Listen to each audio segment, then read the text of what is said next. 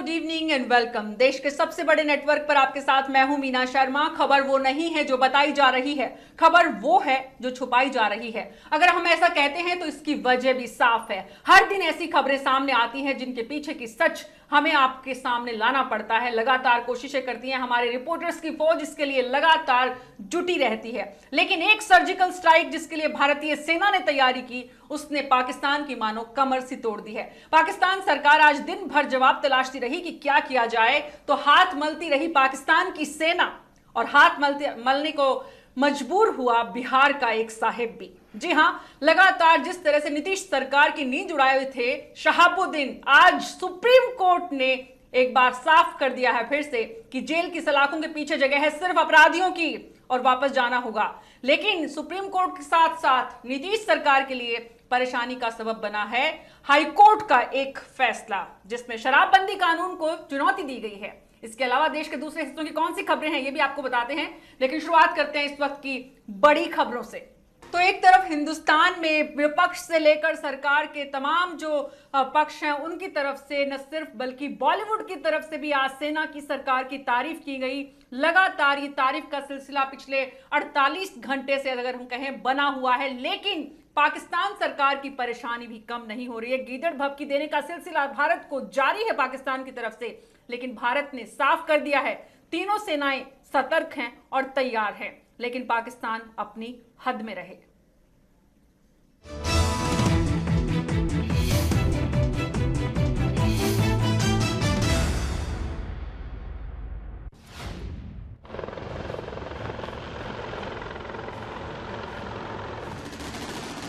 जो करते थे निहत्तों पर हथियारों का हमला, बेगुनाहों के खून से रंगे थे जिनके हाथ, एक बार फिर वो बना चुके थे भारत में कत्लेआम का पापी प्लान।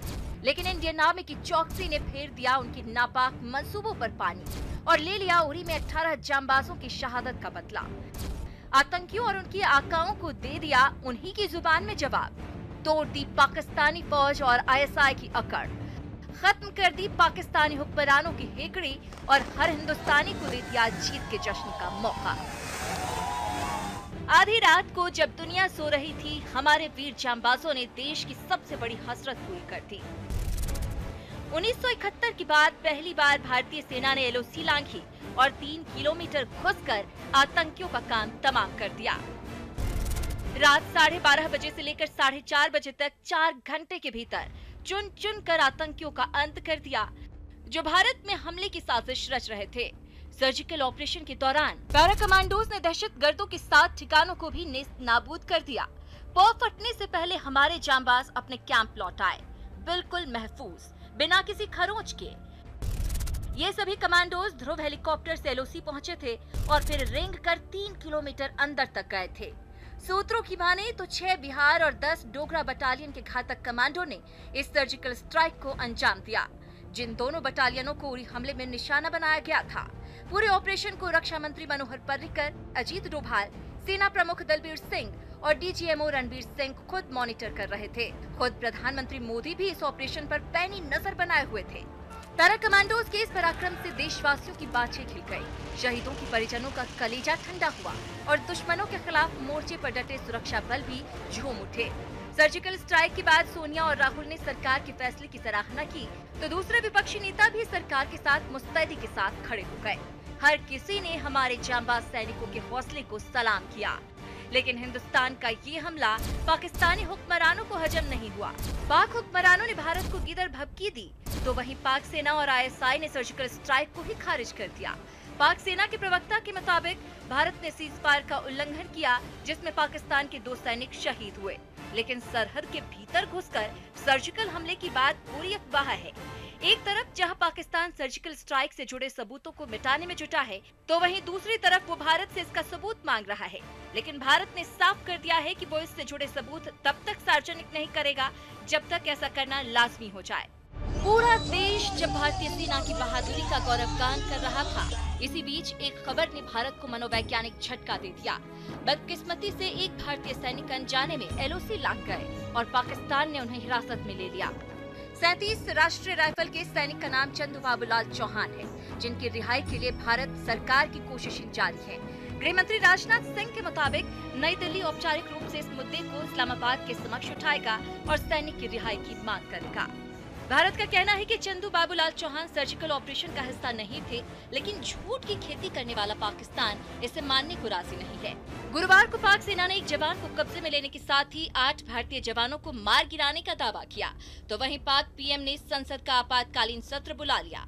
आज कैबिनेट की मीटिंग के दौरान एक बार फिर पाक हुक्मरानों ने भारत के खिलाफ जहर उगला। नवाज शरीफ ने एक बार फिर अपनी हेकड़ी दिखाते हुए कहा कि अगर भारत ने युद्ध थोपा तो पाकिस्तानी सेना अपनी हिफाजत में सक्षम है। नवाज के सलाहकार सरताज अजीज, पाकिस्तानी रक्षा मंत्री ख्वाजा आसिफ और सेना प्रमुख राहिल शरीफ भारत को गीदड़ भभकी दे रहे हैं। पाकिस्तानी हुक्मरानों और नेताओं की ये झल्लाहट इस बात की तस्दीक करती है कि भारत ने उनको चारों तरफ से घेर लिया है। अमेरिका, ब्रिटेन और फ्रांस पहले से ही आतंकवाद को लेकर पाक पर हमलावर हैं, तो सार्क सम्मेलन रद्द होने से वो एशिया में भी अलग थलग हो गया है। हालांकि भारत को पता है कि पाकिस्तान अपनी हरकतों से बाज नहीं आएगा। इस बीच एलओसी की ओर पाक सेना की टुकड़ी के मूवमेंट की खुफिया रिपोर्ट के बाद तीनों सेनाएं रेडीनेस मोड में आ गई हैं। पाक की किसी भी हरकत का जवाब देने के लिए सारी तैयारियां पूरी कर ली गई हैं। एयरफोर्स किसी भी ऑपरेशन को 5 मिनट के अंदर अंजाम देने को तैयार है। सेना के पश्चिमी कमांड और पाकिस्तान की सीमा पर तैनात बीएसएफ जवानों और अधिकारियों की छुट्टियां भी रद्द कर दी गई हैं। देश भर में आतंकी हमले के खतरे की रिपोर्ट के बाद दिल्ली, मुंबई समेत तमाम शहरों की सुरक्षा पुख्ता कर दी गई है। एहतियात के तौर पर पाक सरहद से लगे पंजाब के करीब 1000 गांवों को खाली कराया जा रहा है, तो वहीं स्कूलों में भी छुट्टी घोषित कर दी गई है। गुजरात और राजस्थान के सरहदी इलाकों में भी सुरक्षा सख्त कर दी गई है। हालांकि अमन पसंद भारत हमेशा जंग के खिलाफ रहा है और अब भी खून खराबा नहीं चाहता, लेकिन पड़ोसी पाकिस्तान ने सारी हदें लांघ दी है। जाहिर है ऐसे में शांति और संयम की बात कायराना ही कही जाती। तो आज प्रधानमंत्री नरेंद्र मोदी की चौतरफा तारीफ हो रही है। जिस तरह से सर्जिकल स्ट्राइक के बाद भारत के सख्त रवैये के सख्त कदम की संदेश देने की कोशिश हुई, उसके बाद हर पक्ष की तरफ से, तो वहीं नीतीश बाबू को अब परेशानी, एक चुनौती। जिस शराबबंदी के नाम पर वो पूरे देश में यात्राएं निकालने की तैयारी कर रहे थे, उस शराबबंदी के कानून को बिहार की उच्च अदालत ने असंवैधानिक बता दिया है।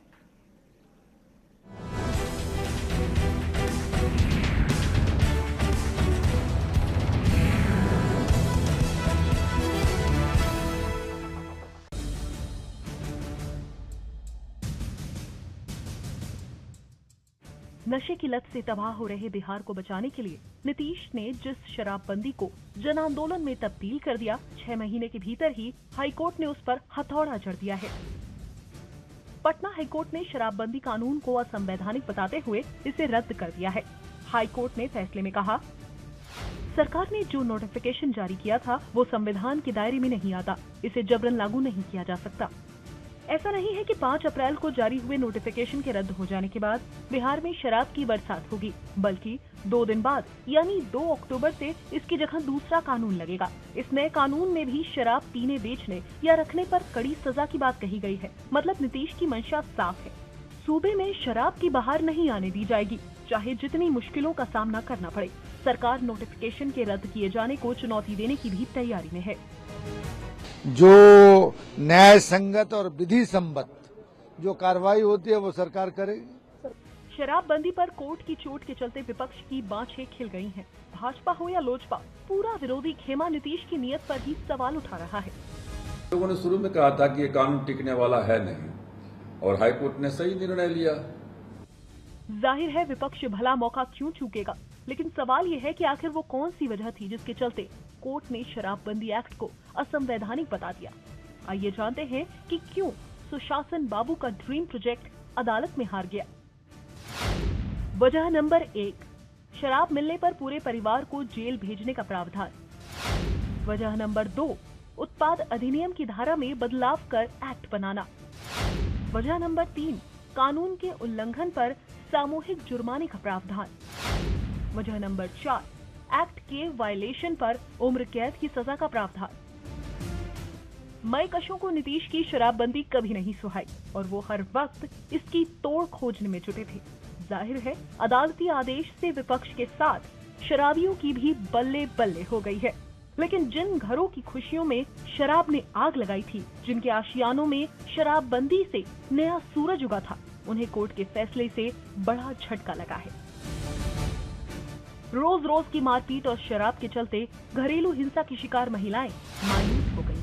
चिंता रोटी की भी है, क्योंकि शराबबंदी के बाद घर में पति की पूरी कमाई आ जाती थी।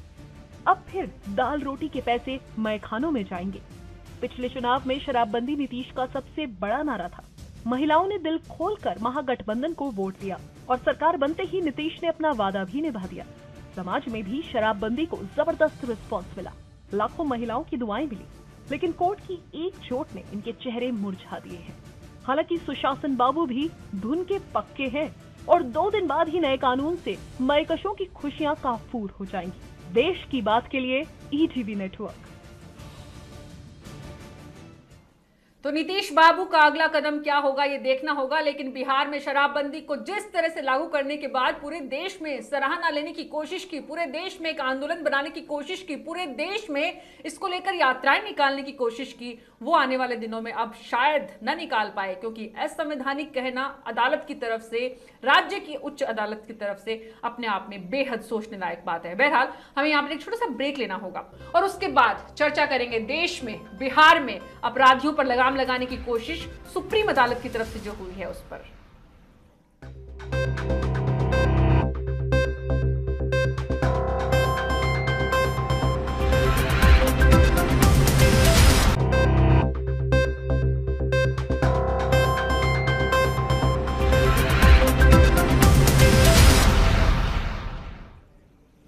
रस्सी जल गई लेकिन बल नहीं गया। अगर ये कहावत किसी पर साफ तरह से लागू होती है पूरी तरह से, तो वो नाम है शहाबुद्दीन का। जेल से बाहर आया तो बोला नीतीश कुमार परिस्थितियों के मुख्यमंत्री हैं, और आज जब सुप्रीम कोर्ट ने वापस जेल जाने को मजबूर किया तो कहा नीतीश को अगले चुनाव में मेरे सारे सपोर्टर्स बता देंगे कि मेरी क्या हैसियत है। लेकिन इस बीच सुप्रीम कोर्ट ने राज्य सरकार को जो फटकार लगाई वो भी अपने आप में काफी राज्य सरकार के लिए सोचने को मजबूर करने वाली है। राज्य सरकार से सुप्रीम कोर्ट ने पूछा है कि आप नींद में सो रहे थे? जमानत मिलने से शहाबुद्दीन के केस में कितनी कमजोरी आई है, ये भी एक सवाल है। और इसके अलावा कई सारे सवाल हैं। अपराध की राजनीति जो बिहार में पनप रही है, बढ़ रही है लगातार, और इसको लेकर जिस तरह से सत्तारूढ़ पार्टी के बीच दरार देखने को मिली थी, वो भी अपने आप में पिछले दिनों से लगातार बिहार की सियासत की नई परिभाषा गढ़ रही है। इस पर चर्चा करते हैं। हमारे साथ हैं राजीव रंजन, पप्पू यादव, दया कृष्ण शर्मा जी और आर.के. सिंह साहब बीजेपी से। एडवोकेट हैं दया कृष्ण शर्मा जी, आप सभी का बहुत बहुत स्वागत है। आर.के. सिंह साहब, शुरुआत आपसे करना चाहूंगी, क्योंकि सुप्रीम कोर्ट ने जिस तरह की टिप्पणी की है राज्य सरकार की मंशा पर, राज्य सरकार की नीयत पर, राज्य सरकार के एक्शन पर जो सवाल उठाया है, उसके बाद राज्य सरकार की जिम्मेदारी क्या बनती है?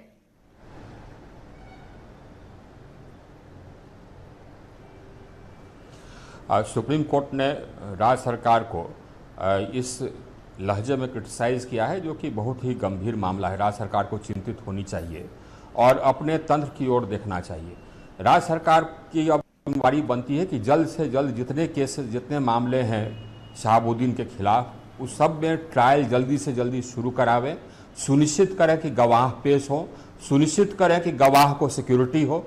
ऐसा नहीं हो कि पुनः कोई गवाह को मार दिया जाए जेल के अंदर से, जैसे कि इसके तुरंत पहले एक गवाह को जेल के भीतर से मरवा दिया गया।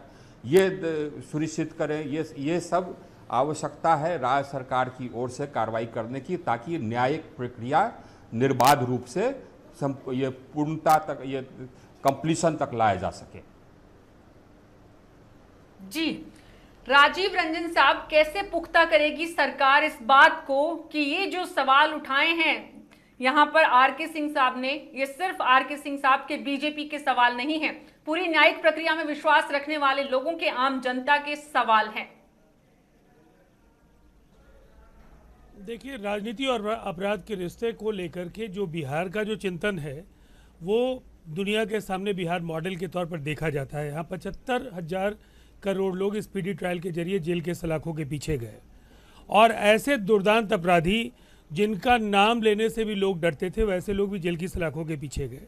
सबसे बड़ी बात यह है कि इसमें सत्तारूढ़ गठबंधन से जुड़े नेताओं के भी जब नाम आए, उन नेताओं के खिलाफ भी पुलिस को कार्रवाई करने में कभी कठिनाई नहीं हुई, इसलिए कि राजनीतिक तौर पर नीतीश कुमार जी का सीधा निर्देश था उस समय के गठबंधन में भारतीय जनता पार्टी और जनता दल यूनाइटेड को और बाद के गठबंधन में गठबंधन के साथियों को कि कभी किसी भी मसले में पुलिस के कार्यप्रणाली में हस्तक्षेप नहीं होना चाहिए, और इसका बखूबी पालन बिहार में हुआ है।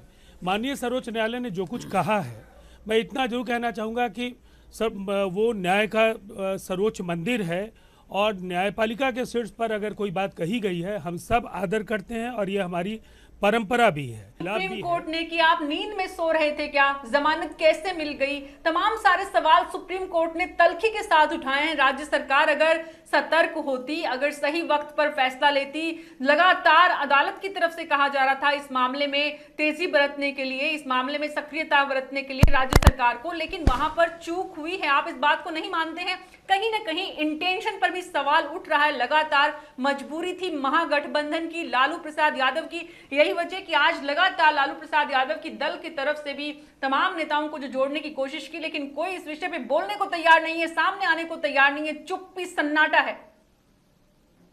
राजनीति के अपराधीकरण को लेकर हम सैद्धांतिक तौर पर बहुत लंबी चौड़ी बहसें करते हैं, लेकिन जब विनायबिलिटी का सवाल आता है तो एडीआर की रिपोर्ट से जो चिंताएं हैं वो ज़्यादा पुख्ता होती हैं।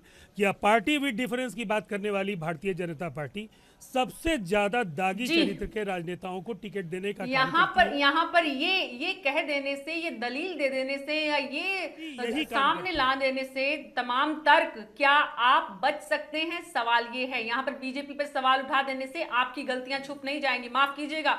और कम से कम शहाबुद्दीन के मामले में आप किसी भी बीजेपी के नाम पर इस तरह से बचाने की कोशिश नहीं कर सकते। यहाँ हम बीजेपी को क्लीन चिट नहीं दे रहे हैं, लेकिन आप बीजेपी के नाम पर ऐसी दलील देकर शहाबुद्दीन के मामले पर सुप्रीम कोर्ट ने जो रिएक्शन दिए हैं उससे खुद को बचा नहीं सकते। सवाल ये है, और सवाल ये भी है कि अब किस तरह से न्यायिक प्रक्रिया को आगे बढ़ाने में सरकार की तरफ से इस मामले को, इस केस को मजबूत करने की दिशा में कदम उठाए जाएंगे। पप्पू यादव, आपसे समझना चाहेंगे, इसमें चूक जो हुई वो तो हो गई, लेकिन अब अदालत ने जो मैसेज कड़ा देने की कोशिश की, उसके बाद शहाबुद्दीन का ये कहना कि नीतीश को अगले चुनावों में पता चलेगा, इसका मतलब आज भी अपराधी राजनीति में इतना दखल रखते हैं बिहार में, और खुलेआम रखते हैं, साफ डंके की चोट पर।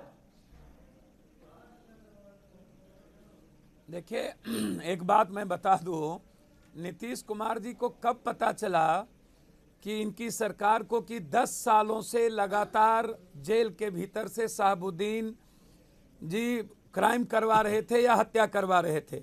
10 सालों के अंदर ऐसी कौन सी न्यायिक प्रक्रिया के तहत ये गए, या किस हाईकोर्ट में इन्होंने कहा कि शहाबुद्दीन जेल से राज चलाते हैं या मरवाते हैं या आतंक हैं, टेरर हैं, जो सुप्रीम कोर्ट ने खुद ही कहा। तो जब नीतीश कुमार जी राजनीतिक से प्रेरित होकर और अपने अहंकार, जब दुखती रग पर शहाबुद्दीन ने इनके बारे में कुछ बात कही, मुझे एक बात समझ में नहीं आता है कि हिना जी को इन्होंने ही अपने दल में लाने का पूरा प्रयास किया। जब हिना जी नहीं आई और उसके बाद जब शहाबुद्दीन निकलने के बाद जो बात इन्होंने कही, और लालू यादव को अपना नेता कहना ही नीतीश कुमार जी के लिए क्या सबसे बड़ा दुश्वार गुजरा, और लालू यादव ने उसको जस्टिफाई किया कि शहाबुद्दीन ने कोई गलत नहीं कहा। और आज नीतीश कुमार कह रहे हैं कि मैंने जो भी काम किया है और जो भी मैं करता हूं उसमें लालू यादव की पूरी सहमति होती है, मैं उनसे बात करता हूं और उसके बाद ही मैं कोई काम करता हूं। तो आज नीतीश कुमार का ये बयान भी है, और जब लालू यादव उनको कहते हैं वो मेरे पार्टी के बड़े लीडर हैं, और नीतीश कुमार कहते हैं बिहार का सबसे बड़ा आतंक है और वो टेरर है, तो मैं जानना चाहूंगा कि क्या शहाबुद्दीन जी को निकालेंगे लालू यादव? बतौर एडवोकेट आप इस मामले में अब क्या देखते हैं? राज्य सरकार किस तरह से इस केस को मजबूत करे वापस, क्योंकि एक बार कहीं ना कहीं चोट तो लग गई है, सवाल तो उठ गए हैं, शंका तो जाहिर हो गई है, सुप्रीम कोर्ट ने भी नियत पर तो सवाल उठा दिए हैं, एक के बाद एक जिस तरह के बयान दिए हैं। जेल जाने से पहले आप अगर शहाबुद्दीन की तरफ से जो कुछ आ रहा है वो एक अलग बात है, लेकिन जिस तरह से केस को कमजोर करने की दिशा में राज्य सरकार के जो प्रयास हुए वो अब कैसे वापस मजबूत हो कि नीतीश ये मैसेज दे सके कि अपराध को नियंत्रण करने में, अपराध को रोकने में उन्होंने जिस तरह की क्लीन बाबू की छवि बनाने की कोशिश पिछली सरकार के दौरान की थी वो अब भी जारी रहने वाली है। जी जी जी जी जी मैं इसमें एक बात जरूर कहना चाहूँगा कि ये एक ऐतिहासिक फैसला आज सर्वोच्च न्यायालय ने दिया है। नॉर्मली जब कभी भी हाई कोर्ट, उच्च न्यायालय किसी भी केस में जमानत दे देता है तो सर्वोच्च न्यायालय उसको यूजुअल कोर्स में, सामान्य रूप में उसको नॉर्मली कैंसिल नहीं करता है, क्योंकि हमारे जो संविधान है, हमारा जो कानून है, उसमें ये बड़ा सुनिश्चित है कि जमानत देने के सिद्धांत अलग हैं और जमानत कैंसिल करने के सिद्धांत अलग हैं। जो जमानत कैंसिल करने के सिद्धांत हैं वो ये हैं कि मुजरिम ने किसी गवाह के साथ कोई थ्रेटन किया हो, कोई जमानत का मिसयूज किया हो, किसी उसमें उन्होंने एविडेंस को करने की कोशिश की हो, या मुजरिम ने कोई कोर्ट से भागने की कोशिश की हो। इस तरह के कुछ सिद्धांत हैं। जब न्यायालय, ऊपरी न्यायालय नीचे के न्यायालय के जमानत के फैसले को कैंसिल करता है, इसमें सर्वोच्च न्यायालय ने जो 9 पेज का आज फैसला दिया है उसमें कहीं भी ये कोई बात नहीं लिखी है कि शहाबुद्दीन ने जमानत पे आने के बाद इस तरह की कोई हरकत की हो। दूसरी बात क्या है कि सर्वोच्च न्यायालय ने कहीं ये भी नहीं कहा है कि जो मान्य हाई कोर्ट का फैसला है उस हाई कोर्ट के फैसले में कोई इस तरह की त्रुटि हो कि जिसके रूप पे हम इसको कैंसिल कर रहे हैं। आर.के. सिंह साहब, सवाल जितने सारे उठाए हैं उसके बाद यहाँ पर सुप्रीम कोर्ट के साथ साथ हाई कोर्ट के साथ साथ राज्य सरकार की जिम्मेदारी बढ़ जाती है।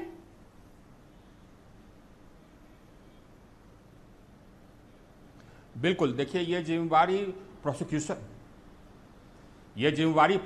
की भी है। प्रोसिक्यूशन इस मामले में स्टेट है, स्टेट गवर्नमेंट ही प्रोसिक्यूटर होता है, तो प्रोसिक्यूटर की जिम्मेवारी बनती है और कोर्ट की भी जिम्मेवारी बनती है कि ट्रायल त्वरित गति से हो, विटनेसेस को पेश किया जाए, विटनेसेस को सिक्योरिटी दिया जाए। ये कोर्ट की भी जिम्मेवारी बनती है और प्रोसिक्यूटर की भी जिम्मेवारी बनती है, यानी कि स्टेट गवर्नमेंट की भी जिम्मेवारी बनती है। जो दयाशंकर जी कह रहे थे अपने विवेचना में, उसमें एक बात उन्होंने नहीं कही जो कि सबसे महत्वपूर्ण है। बेल देने या बेल कैंसिल करने में सबसे महत्वपूर्ण मुद्दा यह होता है कि क्या उस अपराधी के या तथाकथित अपराधी के बाहर रहने से विटनेसेस को ओवरऑल किया जाएगा, या विटनेसेस के साथ टैंपरिंग किया जाएगा, या ये विटनेसेस को थ्रेटन किया जाएगा, इसका कोई डेंजर है अथवा नहीं। तो तज्जुब की बात यह है कि यहाँ पर एक ऐसा दुर्दांत अपराधी है जो कि जेल के अंदर रहते हुए वो अपने खिलाफ एक विटनेस की हत्या करवा देता है। ऐसे कई हत्या वो करवा चुका है और उसके नाम से राजीव रंजन साहब वी.के. सिंह ही नहीं है, बीजेपी ही नहीं है, इस देश की जुडिशरी ही नहीं है, बल्कि आम आवाम भी है जो ये देखना चाहती है कि नीतीश कुमार की जो छवि पिछले शासन में बनी थी, इस बार उसको धोने की कोशिश जो महागठबंधन के द्वारा ही ऐसा लगा कि हुई, क्या एक बार फिर अदालत की तरफ से ही सही मौका मिल गया है, उस मौके का इस्तेमाल किया जाएगा सरकार की तरफ से? किसी तरह के दबाव की जो अफवाहें हैं उसको मैं आधिकारिक तौर पर उसका खंडन करता हूं, और सामंजस्य और सहभागिता के सवाल पर महागठबंधन के तीनों दलों के शीर्ष नेतृत्व के बीच कहीं कोई संवाद का अभाव नहीं है, और इसीलिए जो फैसले नीतीश कुमार जी लेते हैं उसकी एक लोकतांत्रिक प्रक्रिया है, गठबंधन के दलों को विश्वास में लेकर, और आगे भी मुझे नहीं लगता है कि जो कह रहे हैं वाकई में उसमें हकीकत सच्चाई नजर आती है, या फिर जो पिछले दिनों लगातार चर्चाओं में रहा, सुर्खियों में रहा, सुनने को मिला बार बार कि महागठबंधन के भीतर ही इतनी दरार है कि नीतीश बाबू की तमाम पिछले कार्यकाल की जो शैली थी उस पर प्रश्न चिन्ह लगने शुरू हो गए, लगातार बढ़ रहे हैं। अब छवि धोने का काम, एक बार फिर से छवि बनाने का काम कर पाएंगे नीतीश कुमार? जानना चाहूंगा कि लेसी सिंह को टिकट दिया, मैं जानना चाहूंगा कि बीजेपी की सरकार, आर.के. सिंह साहब ने कहा था कि मैं दल छोड़ दूंगा, पार्टी ने गलत लोगों को टिकट दिया है।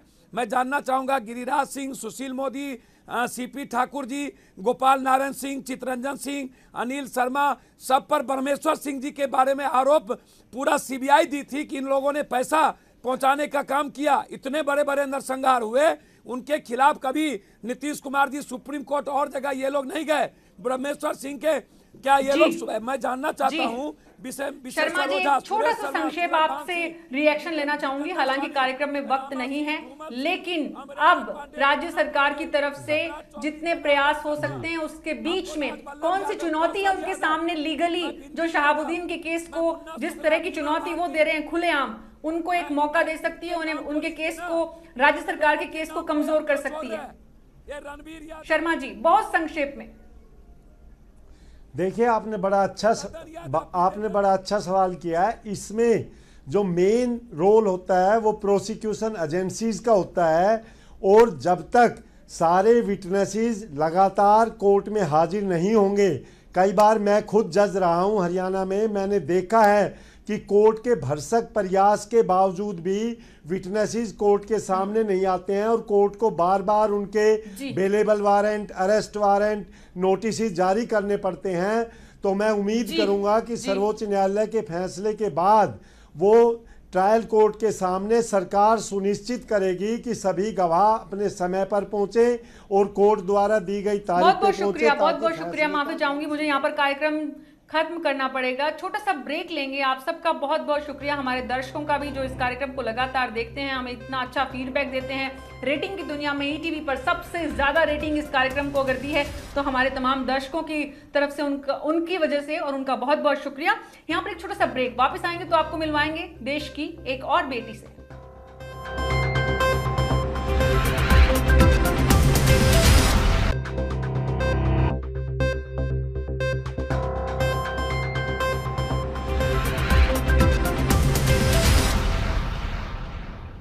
देश की बात बेटियों के सम्मान के बिना अधूरी है। आज आपको लेकर चलते हैं कर्नाटक, मिलवाते हैं हुबली जिले की सुमित्रा कोल्लूरू से। ये स्कूल टीचर हैं और रोजाना 19 किलोमीटर पैदल चलकर बच्चों को पढ़ाने जाती हैं। लगभग 11 साल से सुमित्रा जंगल के रास्ते स्कूल जाती हैं, जिसमें कभी कभी शेर से भी सामना हो जाता है, लेकिन फिर भी उन्होंने बच्चों को पढ़ाना नहीं छोड़ा। 400 लोगों की आबादी वाले गांव में ज्यादातर लोग मजदूरी करते हैं और ये बेटी उनके बच्चों के जीवन में ज्योति जलाने का काम कर रही हैं। ये देश का स्वाभिमान है और हमें इन पर अभिमान है।